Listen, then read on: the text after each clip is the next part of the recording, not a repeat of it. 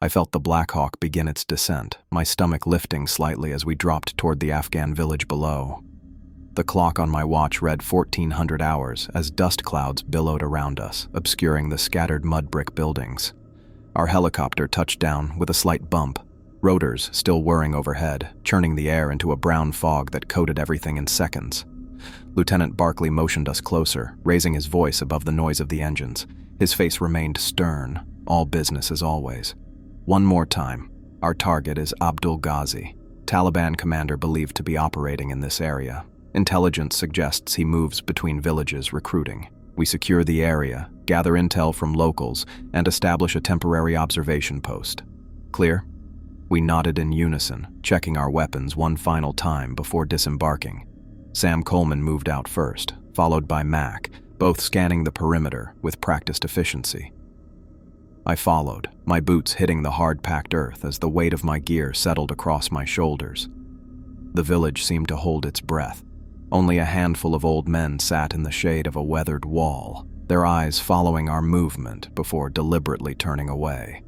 No children playing, no women carrying water, just silence broken only by the fading thump of our helicopter as it lifted off. "Something feels off," I murmured to Sam, who gave a slight nod. "Stay sharp," he said, adjusting his grip on his rifle. Ashraf, our interpreter, approached the elders, greeting them with appropriate formality. I watched his body language as he spoke with them in rapid Pashto. The conversation looked strained. With each exchange, Ashraf's shoulders tensed further, his normally fluid gestures becoming increasingly clipped. I scanned the buildings around us. Every window was shuttered despite the afternoon heat that pressed down like a physical weight. A village this size should have had at least 40 or 50 residents visible, going about daily tasks.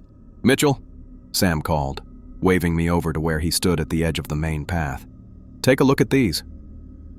Fresh tire tracks cut deep into the dirt, leading away from the central area toward what appeared to be the cemetery at the edge of the village.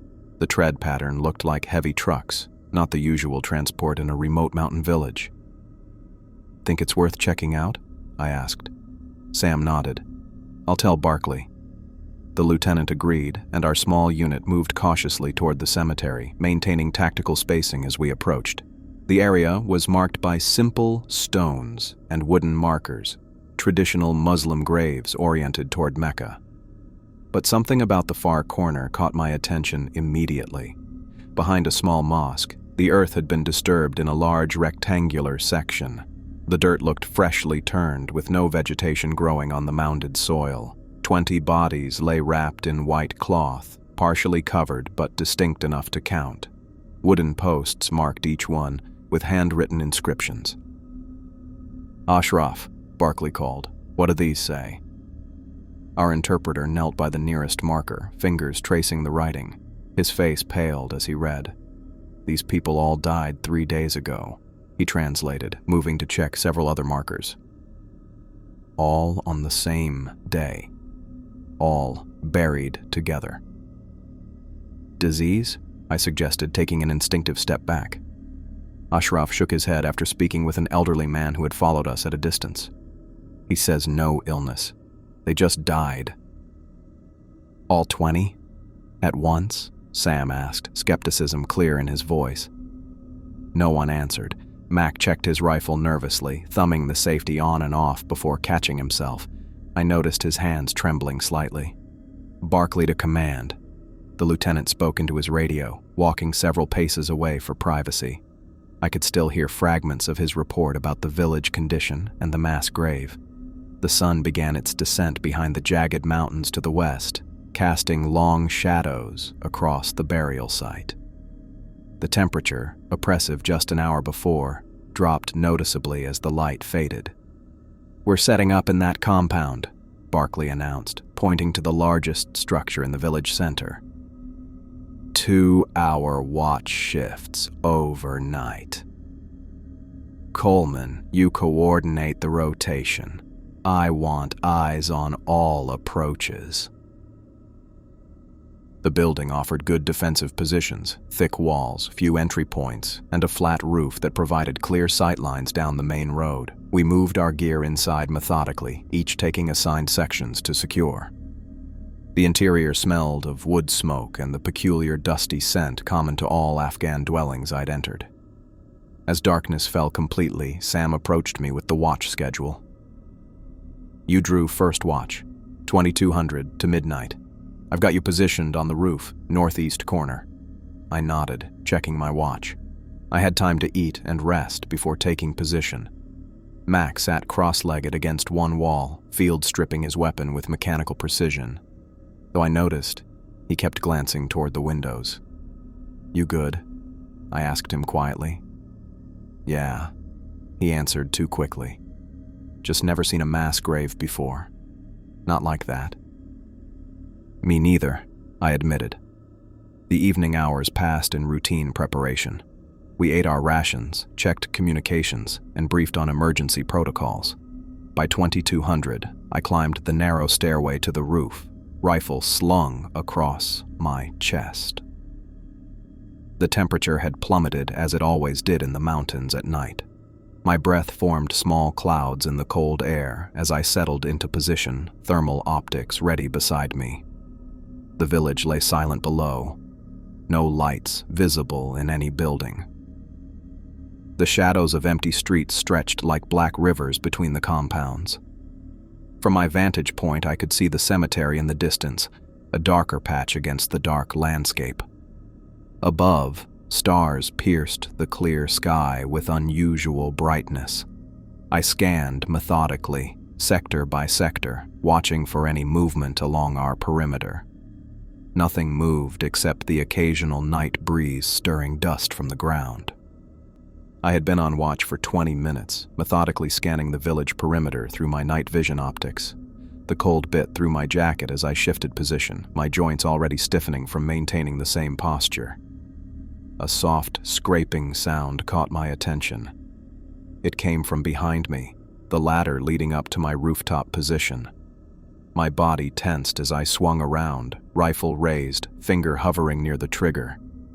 In the green wash of my night vision, I saw a hand appear at the roof's edge, followed by another, then a head and shoulders. A man pulled himself onto the roof with practiced ease. He wore American fatigues, but something about him immediately struck me as wrong. He moved too quietly, his footsteps making barely any sound on the concrete surface. I kept my weapon trained on him as he straightened up. "Easy there," he said, his voice barely above a whisper. "I'm friendly." The man was unnaturally pale, with a gaunt face that seemed to absorb rather than reflect the ambient starlight. His uniform was wrong, older desert pattern from Iraq, not the multicam we all wore in Afghanistan. More concerning, he had no unit patches, no identifying markers of any kind. "Who are you?" I asked, not lowering my rifle. "How did you get past our perimeter?" "Mike Parsons," he replied, showing empty hands. "I'm attached to another element operating in the area." I frowned, my finger still near the trigger guard. "We weren't briefed on any other units within 50 miles of here." Mike's lips curved into what might have been a smile, but it never reached his eyes. "No, you wouldn't have been." He moved to the edge of the roof, scanning the village with naked eyes. I noticed he carried no night vision equipment, yet he seemed to have no trouble seeing in the darkness. His movements were too precise, too measured. "Mind if I sit?"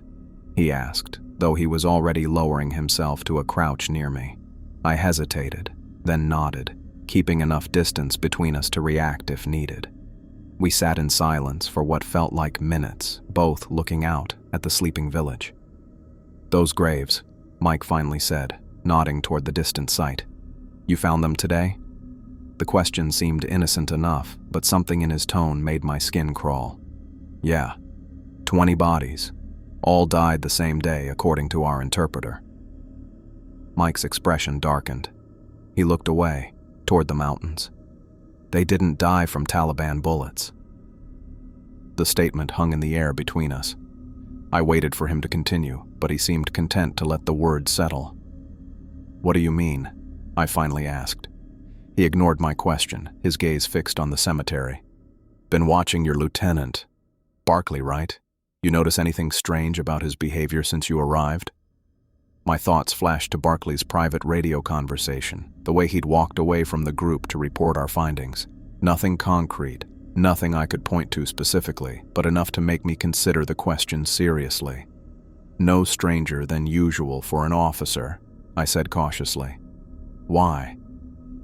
Mike turned to look at me directly. His eyes seemed too light, almost colorless in the darkness. Certain missions require expendable assets, Mitchell. It's just how the game works. My blood chilled. I hadn't told him my name. Who exactly are you with? I demanded, adjusting my grip on my rifle. Someone has to clean up afterward, he continued as if I hadn't spoken. That's where I come in, usually. He kept glancing at the cemetery, his body language tense despite his conversational tone. Something about the graves clearly disturbed him. Watch your own people tonight, he said abruptly. Trust nobody except yourself. When things go bad, and they will, before dawn, remember that extraction isn't coming. I felt a surge of anger cut through my unease. What the hell are you talking about? If you know something? I've said too much already, he cut me off.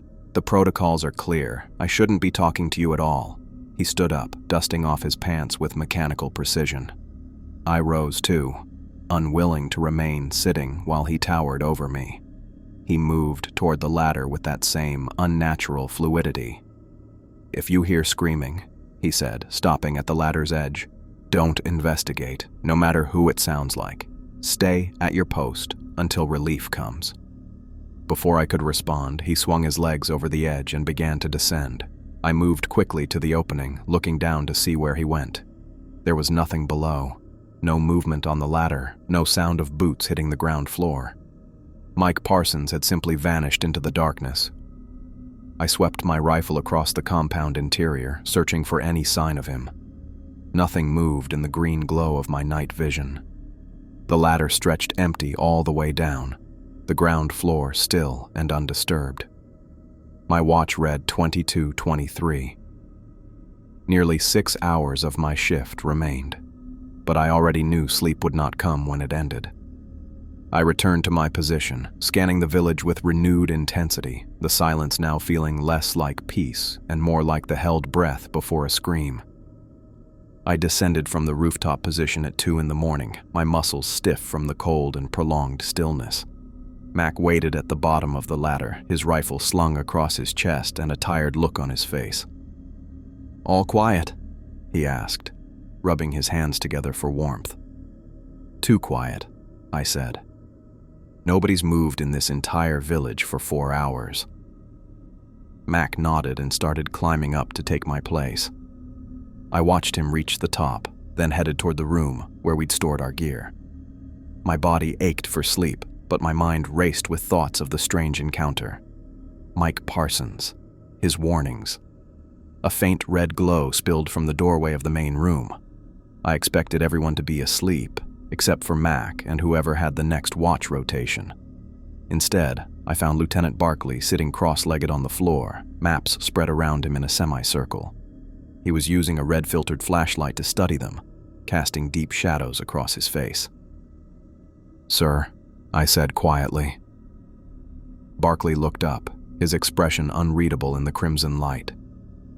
Mitchell, something to report? I hesitated, suddenly aware of how my story would sound. But the memory of Mike's colorless eyes and his knowledge of my name pushed me forward. Sir, during my watch, I was approached by someone claiming to be from another unit.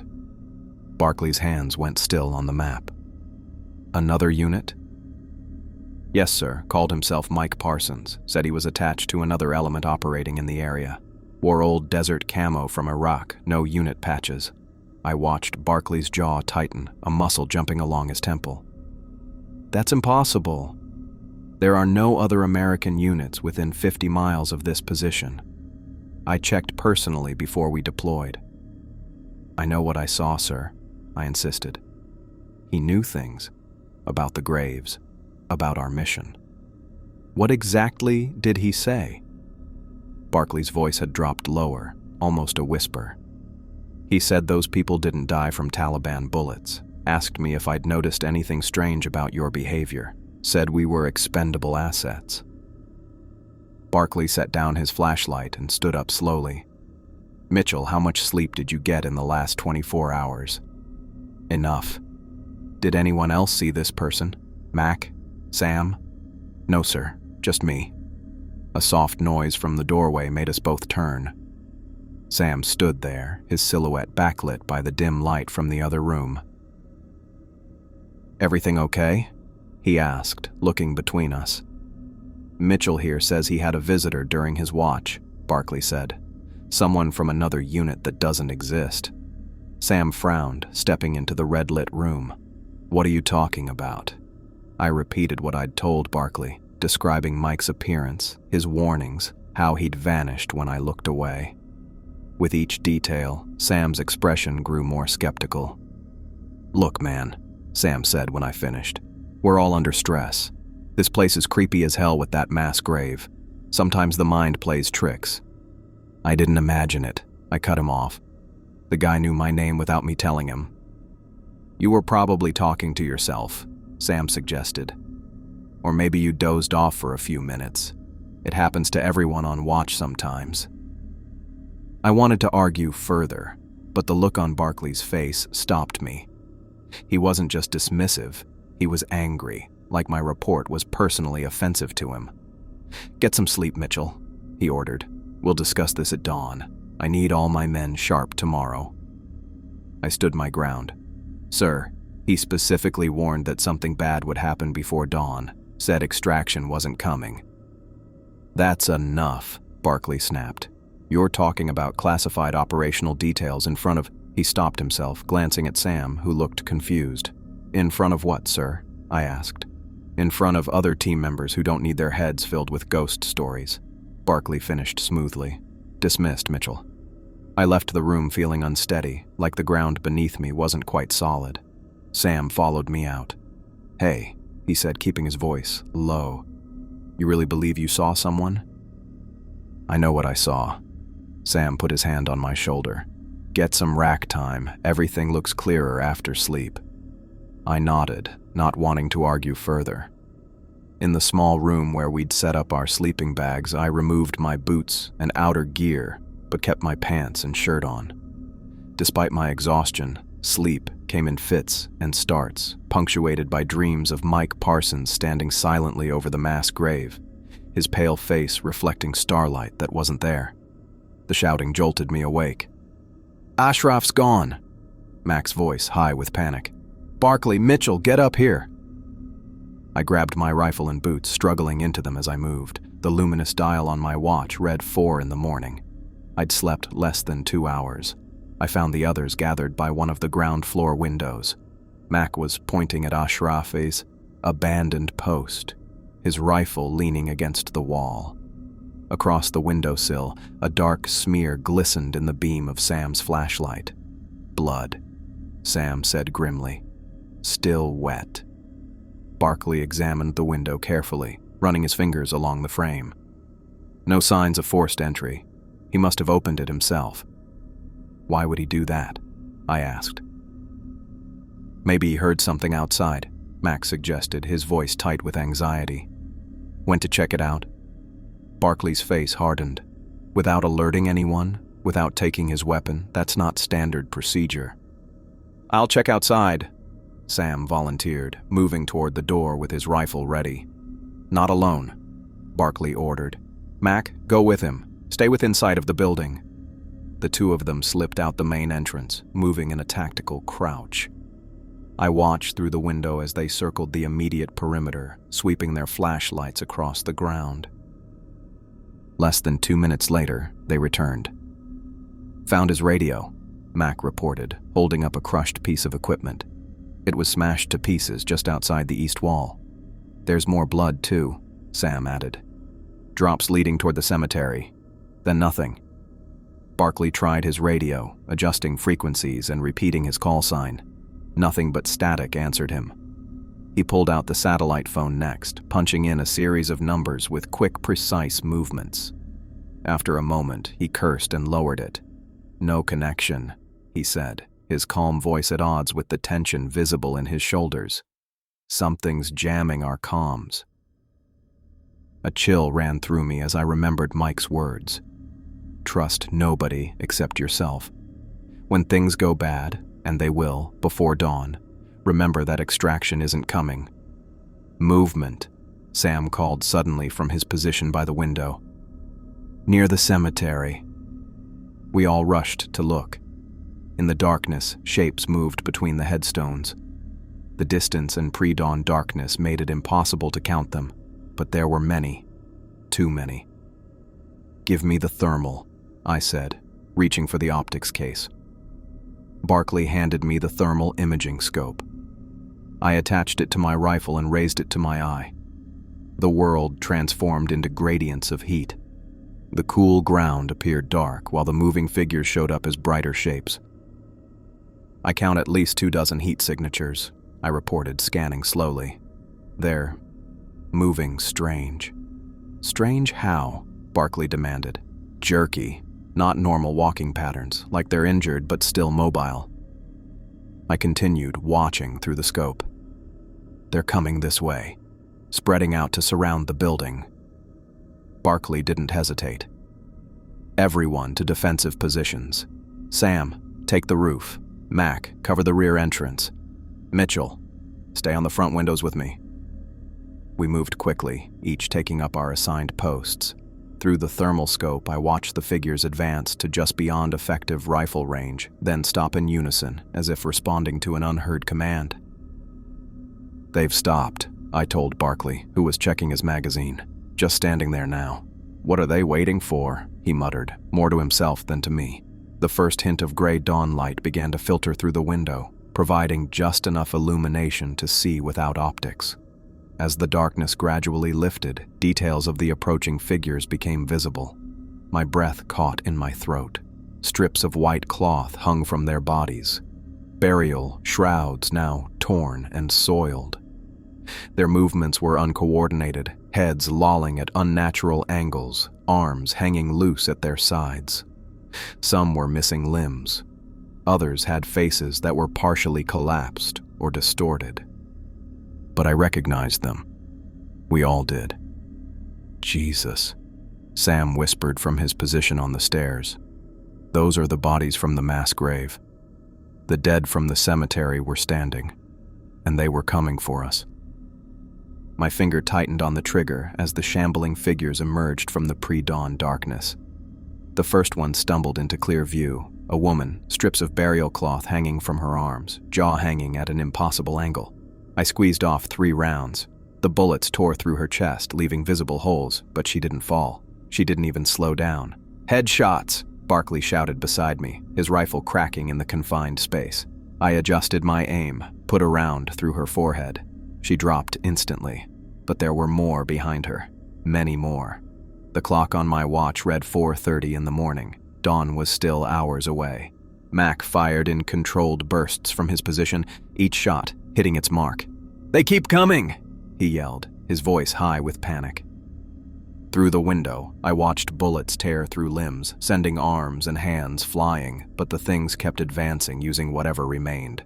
One dragged itself forward on one arm, legs completely gone, intestines trailing behind it like a grotesque tail.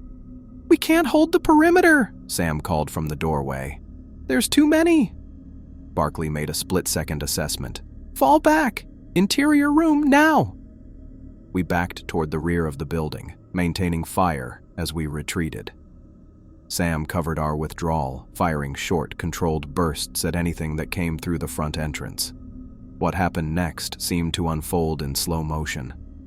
A figure lunged through the doorway faster than the others, a young man whose burial shroud had mostly fallen away. He caught Sam by the shoulder, pulling him off balance. Before any of us could react, the thing sank its teeth into Sam's neck. Sam's scream cut through the gunfire. Mac rushed forward, smashing the creature's head with his rifle butt. It crumpled, but the damage was done. Blood poured between Sam's fingers as he clutched his neck, eyes wide with shock. "Get him inside!" Barkley ordered, holding the corridor as Mac and I dragged Sam backward. We pulled him into a small interior room with thick walls and a heavy wooden door. Once inside, Barkley slammed it shut, and Mac helped him drag a heavy cabinet against it. "How bad?" I asked, kneeling beside Sam. Blood pumped steadily from the wound in pulses that matched his heartbeat. I tore open a field dressing, pressed it against his neck. The white gauze turned crimson almost instantly. "Hang in there, Sam," I said, applying more pressure. His skin felt cold and clammy under my hands.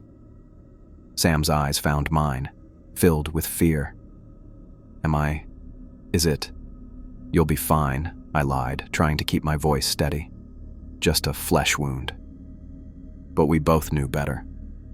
His breathing grew more labored with each passing minute, his chest rising and falling in uneven bursts. I checked his pulse, weak and thready, fading fast. Mac paced behind me, rifle still at the ready. "What are those things? How can they still move with half their bodies gone?" "Not now," Barkley snapped. He had pulled out the satellite phone and was punching in a series of numbers with bloody fingers. I kept pressure on Sam's wound, watching his life drain away despite my efforts. His eyes began to roll back, skin turning an ashen gray. Within minutes, his pulse stopped completely under my fingertips. "He's gone," I said quietly, closing his eyelids with my hand. Mac let out a strangled sound, somewhere between a curse and a sob. He turned away, facing the wall. Behind us, Barkley spoke urgently into the satellite phone. "Sidewinder Actual, this is Echo 6. We are under attack. Repeat, under attack. Request immediate extraction." The room fell silent as we listened to the tinny voice on the other end. The response was too faint for me to make out clearly, but Barkley's reaction told me everything I needed to know. "Negative," he said, his expression hardening. "What package?" "We were sent to gather intelligence on Abdul Ghazi." More crackling from the phone. Barkley's face changed, something close to understanding dawning in his eyes. "Negative," he repeated, glancing at us. "We haven't found anything like that."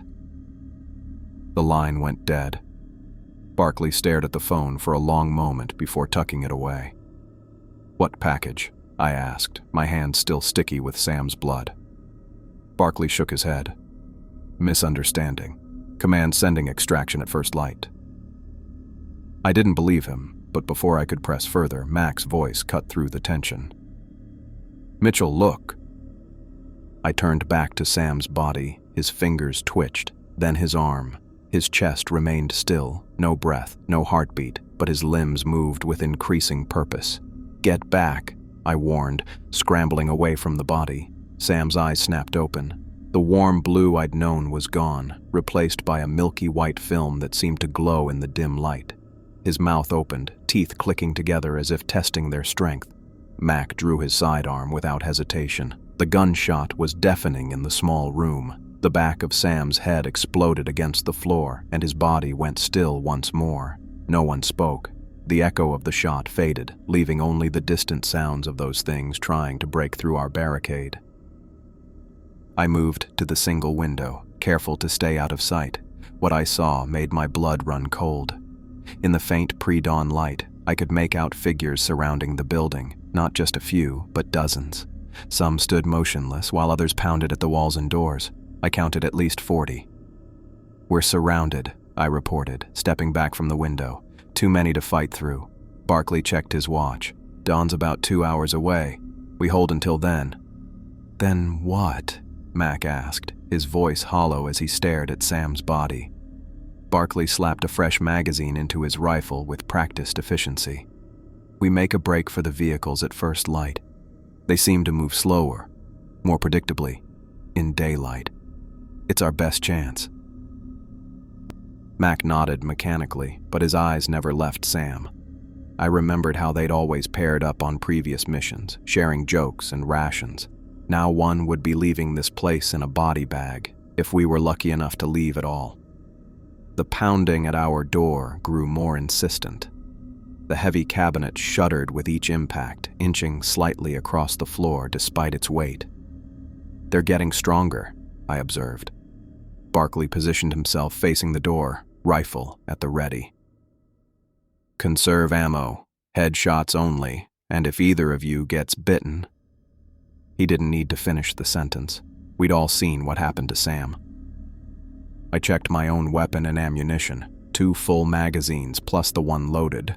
Not nearly enough if we had to fight our way through 40 of those things. The satellite phones exchange kept replaying in my mind. What package were they supposed to secure? Why hadn't Barkley told us about it? Mike Parsons' warning echoed in my thoughts. When things go bad, and they will before dawn, remember that extraction isn't coming. The cabinet shuddered again, sliding another inch across the floor. Dawn was still 2 hours away. I kept my eyes on the barricaded door as dim gray light began filtering through the room's single window. The cabinet had moved several inches from the repeated impacts, and the wooden door showed cracks spreading like lightning from the frame. Beside me, Mac checked his weapon for the 5th time in as many minutes, his hands moving mechanically through the motions. "Almost time," Barkley said, checking his watch. 600. We go on my mark." I wiped sweat from my forehead with my sleeve, trying not to look at Sam's body. The back of his head was a ruined mess from Mac's shot, but at least he wasn't moving anymore. The memory of his eyes snapping open, that milky film where warm blue had been. I pushed the image away. "Ready?" Barkley asked, moving to the cabinet. Mac and I positioned ourselves on either side, weapons raised. "Now." We shoved the cabinet aside. The door burst open immediately, 2 figures tumbling through. I put a round through the first one's head while Mac took the second. We moved forward in practiced formation, clearing the corridor methodically. 3 more came at us from different doorways. Barkley dropped 2 with perfect headshots. I took the third, the sound of gunfire deafening in the confined space. "Move," Barkley ordered, leading us toward the main entrance. Outside, the scene stopped me cold for half a second. At least 30 of those things stood in the village square, turning toward us as one. Their movements were different now, less jerky, more coordinated. In the morning light, I could see details I wished I couldn't. Faces partially eaten away, limbs bent at impossible angles, gaping wounds that should have been fatal. "Vehicles! Go!" Barkley shouted, firing as he moved. I ran, zigzagging between 2 of the creatures. One grabbed for me, fingers brushing my sleeve. I pivoted, put a bullet through its eye socket, kept running. Our vehicles waited at the village edge, 2 armored Humvees we'd left under camouflage netting. I reached the first one, tore off the cover, and yanked the door open. The key was already in the ignition, standard procedure in combat zones for quick exits. Behind me, Mac provided covering fire, dropping 3 more of those things as they closed in. Barkley was 10 yards back, sprinting toward us with something clutched under his arm, a metal briefcase I hadn't seen before. Where had that come from? I jumped into the driver's seat, turned the key. The engine roared to life. Mac backed toward the vehicle, still firing controlled bursts.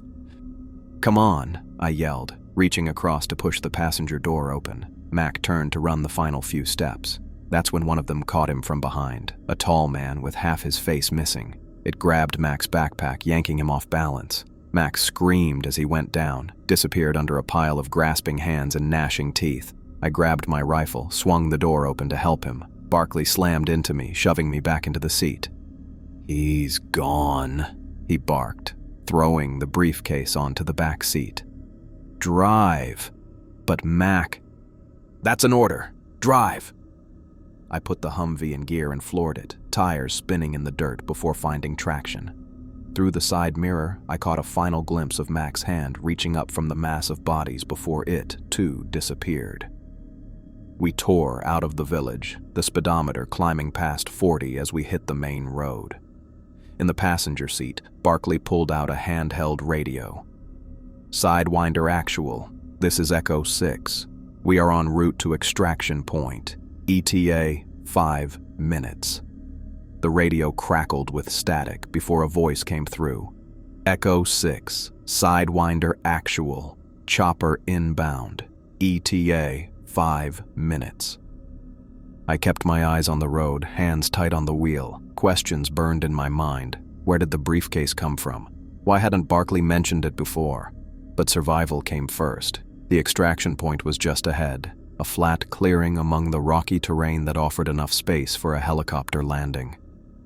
I skidded the Humvee to a stop at the edge of the clearing. We were there first. No sign of the helicopter yet, just an empty expanse surrounded by large boulders and scrubby vegetation. "Out," Barkley ordered, grabbing the briefcase from the back seat. "We need to mark the LZ." I followed him into the clearing, rifle at the ready, scanning the perimeter for any movement. Barkley set the briefcase down carefully, then pulled a smoke grenade from his vest. He kept checking his watch, a nervous gesture I'd never seen from him before.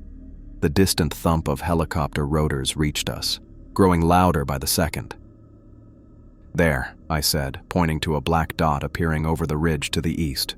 Barkley nodded, pulling the pin on the smoke grenade and tossing it into the center of the clearing. Red smoke billowed upward, marking our position for the incoming chopper. I should have been watching him instead of the helicopter. The impact spun me around before I registered the sound of the gunshot. A burning sensation spread across my shoulder as I stumbled, fell to one knee. My brain couldn't process what was happening until I looked up and saw Barkley standing over me, his pistol pointed at my chest. "What?" I began. "Sorry, Mitchell," he said, his voice flat. "No witnesses." Movement caught my eye. Mac staggered into the clearing, blood soaking his uniform. How had he escaped? How had he followed us? Mac opened his mouth to speak, but Barkley turned and fired twice into his chest. Mac dropped without a sound, blood pooling in the dirt beneath him. The helicopter was almost directly overhead now, beginning its descent. Barkley holstered his weapon, picked up the briefcase, and walked toward the landing zone without looking back. I tried to push myself up, but my arm wouldn't work. The bullet had torn through muscle and possibly bone.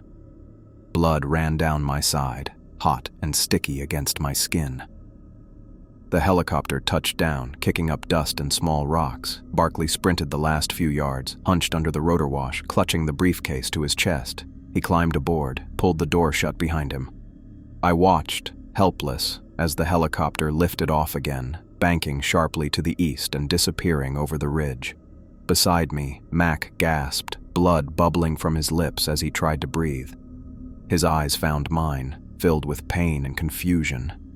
A sound from the edge of the clearing made me turn my head. My blood went cold. They were coming. Dozens of them, emerging from behind rocks and scrubby trees. The things from the village had followed us, and now they moved across the open ground with terrible purpose. I tried again to stand, to crawl, to do anything, but my wounded arm refused to cooperate. The creatures drew closer, and all I could do was watch them come. I pressed my good hand against my shoulder wound, watching helplessly as Mac's chest rose and fell one last time. His eyes stayed open, fixed on the sky above us. The dark red blood pooling beneath him spread outward, soaking into the dry earth. The infected villagers closed to within 30 feet, their shambling forms moving with unnatural purpose across the open ground. The closest one, a teenage boy with half his face missing, locked eyes with me. Even from this distance, I could see the milky film covering what had once been human eyes. There was nowhere to run, nowhere to hide. My pistol lay a few feet away where I'd dropped it after Barkley's shot. Even if I could reach it, I didn't have enough bullets for all of them. Movement caught my eye behind the line of approaching creatures. A figure darted between two large rocks, moving fast and low to the ground. Before I could process what I was seeing, two sharp cracks cut through the air. Two of the infected dropped immediately, neat holes punched through their foreheads. Mike Parsons appeared from behind the rocks, moving differently than when I'd seen him on the rooftop. Faster, more precise, like a machine running at full capacity. He carried a pistol with a long suppressor attached to the barrel. 4 more shots, 4 more bodies hit the ground. The remaining infected turned toward the new threat, but Mike was already beside me, grabbing the back of my vest and hauling me behind a nearby boulder. Pain exploded through my wounded shoulder, and I bit back a scream. "Stay down," he ordered, his voice calm despite the situation. "This won't take long." He moved back into the open, firing methodically. Each shot found its target, always the head, never wasting a bullet. The infected fell one by one, but more kept coming from the direction of the village. Mike returned to me, kneeling beside my injured form. He produced a syringe from his vest, pulled off the cap with his teeth. "This will hurt for a second," he said, then plunged the needle into my neck before I could object. A burning sensation spread from the injection site, racing through my veins like liquid fire. I gasped, back arching involuntarily. Then, as quickly as it came, the pain vanished, not just from the injection, but from my shoulder too. The wound still bled, but the agony had dulled to a distant throb. "What did you—" "We don't have much time," Mike cut me off, checking over his shoulder. Short version. That village was a test site for a weaponized virus, codename Project Lazarus. It reanimates dead tissue, creates what they hoped would be controllable soldiers. I stared at him, trying to process his words through the fog that seemed to be settling over my thoughts. "What are you talking about? We were hunting Abdul Ghazi." Mike shook his head. "There is no Ghazi, not in this region anyway. That was the cover story. Barkley's real mission was recovering virus samples from the lab hidden under the village mosque. Your squad was just bait, meant to draw out infected subjects while Barkley secured the briefcase." The briefcase. I remembered Barkley clutching it as he ran to the helicopter, how it seemed to appear out of nowhere during our escape. "Who are you?" I asked, my tongue feeling oddly thick in my mouth. "I work for a different agency. Usually I'm sent to ensure no witnesses survive these incidents." His eyes flicked to the dead villagers scattered across the clearing. "But I've gone rogue. Couldn't watch more soldiers die for this program." He glanced at Mac's body, then back to me. "The injection I gave you will prevent infection from setting in if you were exposed. It'll keep you alive long enough to get proper medical care." My head spun, partly from blood loss and partly from the implications of what he was saying. Our own government had created these things, used us as bait, left us to die. Mike pulled out a satellite phone, punching in coordinates as he spoke. "I'm calling in false coordinates to draw the infected away. We've got maybe 10 minutes before another cleanup team arrives." "Cleanup team? People like me," he said, his expression hardening. "Except they'll finish the job I was supposed to do." The phone beeped as the transmission completed. Mike tucked it away and helped me to my feet. My legs felt rubbery, but they supported my weight. "I'll get you to a medical outpost," he said, checking my shoulder wound through the torn fabric of my uniform. "But you have to promise me something. Never speak about Project Lazarus. Not to doctors, not to debrief officers, not to family. As far as you know, you were ambushed by insurgents." I looked at Mac's body, remembering how he'd somehow followed us to the extraction point after being swarmed by the infected, how Barkley had shot him without hesitation, how he'd tried to kill me too. "They'll cover it up," I said, the reality sinking in. "They already are. Right now, Barkley is probably reporting how you lost your mind, shot your own team. The official story's already being written. Taliban ambush, heroic lieutenant, barely escaped with critical intelligence." Mike glanced toward the eastern ridge where the helicopter had disappeared with Barkley. "He'll be protected, promoted, probably. Men like him always fail upward. My team, Sam and Mac, they died for nothing." "Not nothing," Mike corrected, helping me limp away from the clearing. "They died for something worse than nothing. They died for progress." He spat the last word like it tasted bad. In the distance, I heard the distinct sound of another helicopter approaching, not from the direction the first one had gone, but from the south. The cleanup team.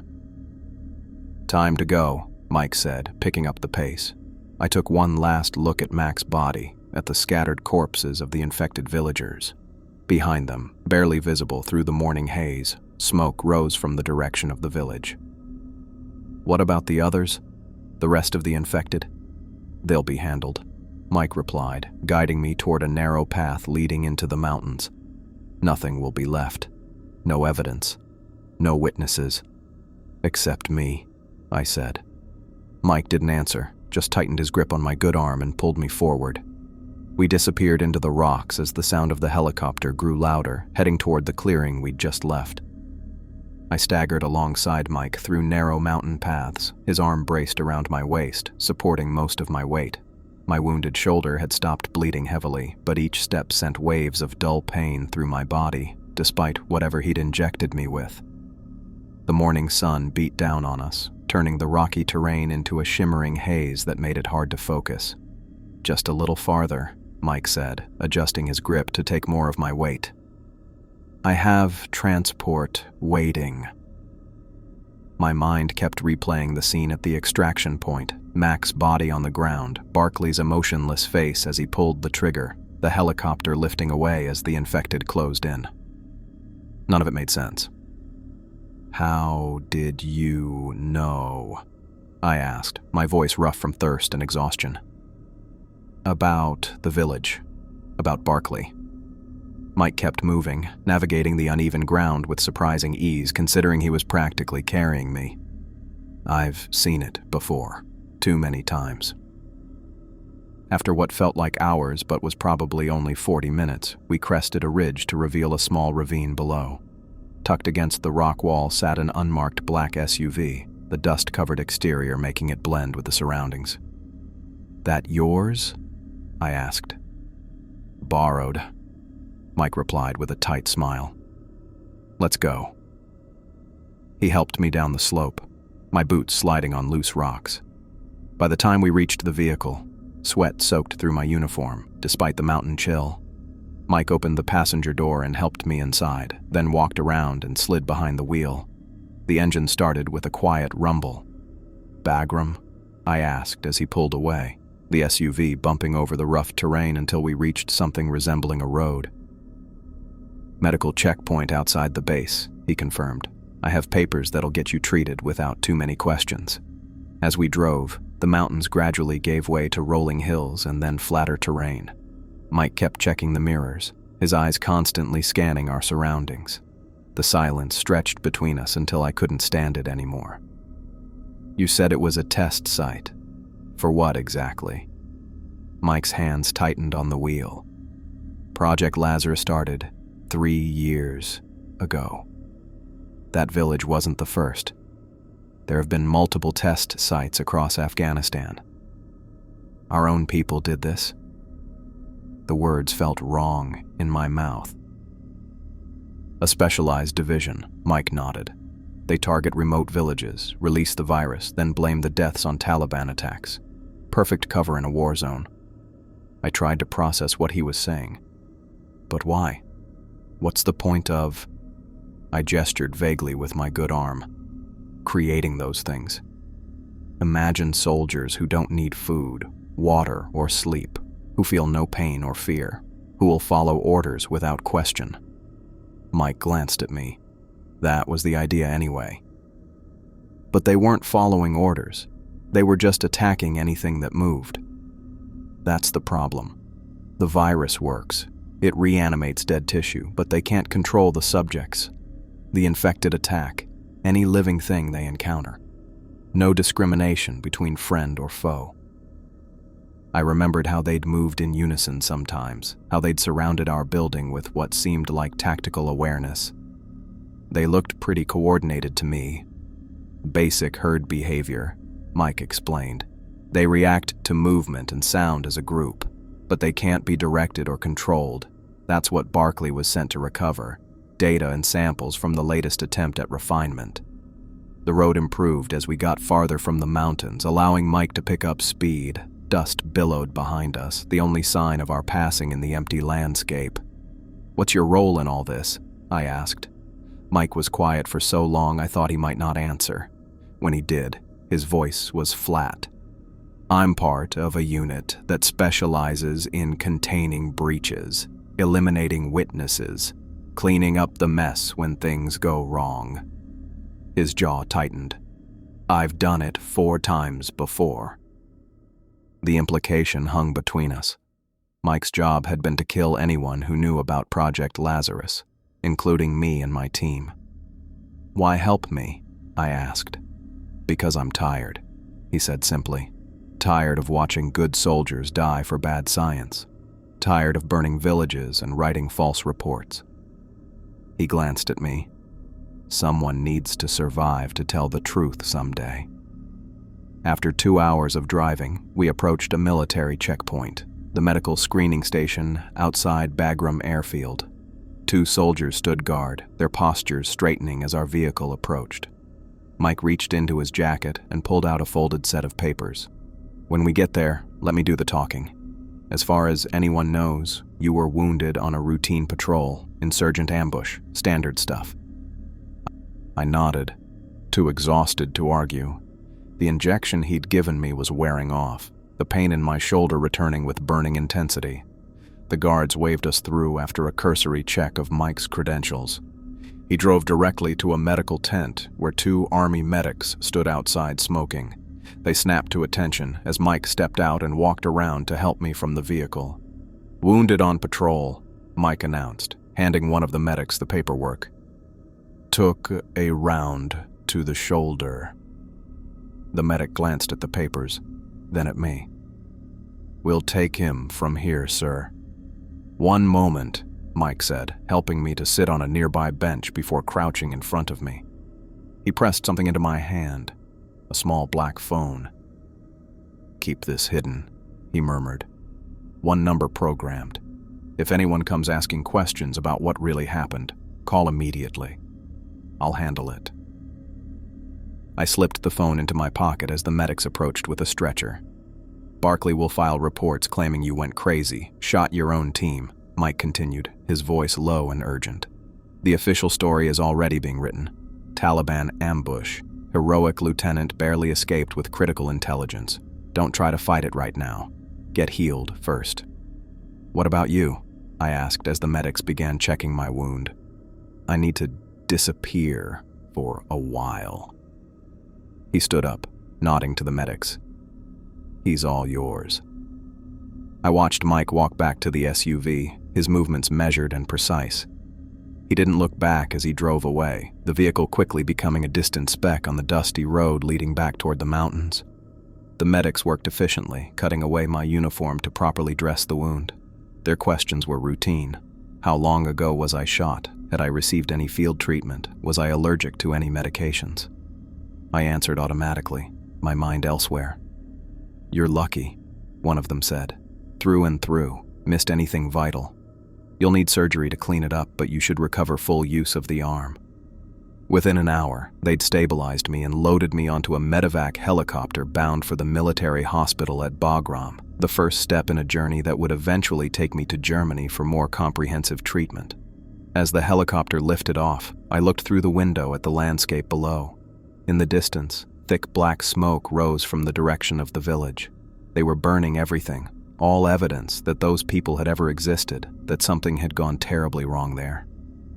I shifted in my seat, feeling the weight of the phone in my pocket. My shoulder throbbed with each beat of my heart, but the pain seemed distant compared to the weight of what I'd learned. My entire team was gone. The mission had been a lie, and somewhere Barkley was probably being debriefed, telling his version of events that would paint me as unstable, dangerous, or worse. The helicopter banked, turning toward Bagram. Below us, Afghanistan stretched out in all its harsh beauty, mountains and deserts where secrets could be buried and forgotten. But not this one, not if I could help it.